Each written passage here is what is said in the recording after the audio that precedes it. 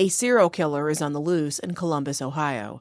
While the police are busy trying to shut down that claim, crime junkies know something is awry. The victims were identified as 35-year-old Sierra Muse, 49-year-old Dawn Clover, and 36-year-old Tiffany Parrish. The scene was described as complex by police spokesperson Sergeant James Fuqua. Yeah, unfortunately, this is a very complex scene. With the amount of victims that we have, it's going to take a little bit longer to make sure that we're very careful in going through the scene meticulously so we do not miss any key piece of evidence. Because unfortunately, it's very unusual to have so many victims in one incident. So, one homicide is one too many, but when you have three, that's particularly alarming and troubling to us. The police remaining tight-lipped about the murders and details of the crime scene. But here's where things get weird. Those women were found at the home of Darrell Hambrick. He was fatally shot 4 days earlier. His friend Deandre Herndon said when he found out that he died, he went to check on Hambrick's home.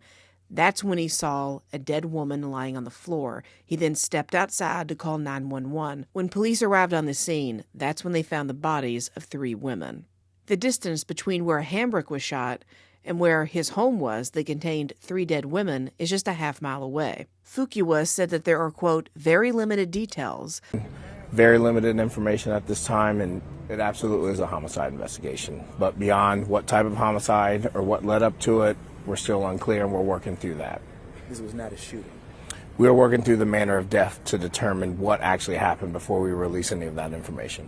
You see the amount of detectives we have back here that's going to work tirelessly to determine who done this heinous crime and bring justice to the family of these victims. Are you thinking multiple? Columbus Police Department Deputy Chief Smith Weir echoed a similar sentiment, saying, quote, we aren't saying how many people are involved. We aren't sure we know the number of people involved. We do believe there are additional suspects out there and are trying to identify them. Now, even though they don't know anything, they know for sure it's not a serial killer. We've been made aware that over the past several days that there have been some rumors circulating on social media that some of the incidents are connected to a serial killer. I can tell you definitively that that is not the case. Here's a few reasons to doubt that the Columbus police are telling the truth or have any idea of what they're doing. Columbus recently announced they have been underreporting crime statistics since 2013. They chalk this up to mistakes, but this mistake undercounted more than 5% of crimes. That means nearly 119,000 criminal offenses were never submitted to the OIBRS database. Now couple that with this fun fact. Ohio has the 3rd worst solve rate for violent crime. More than 70% of violent crimes go unsolved.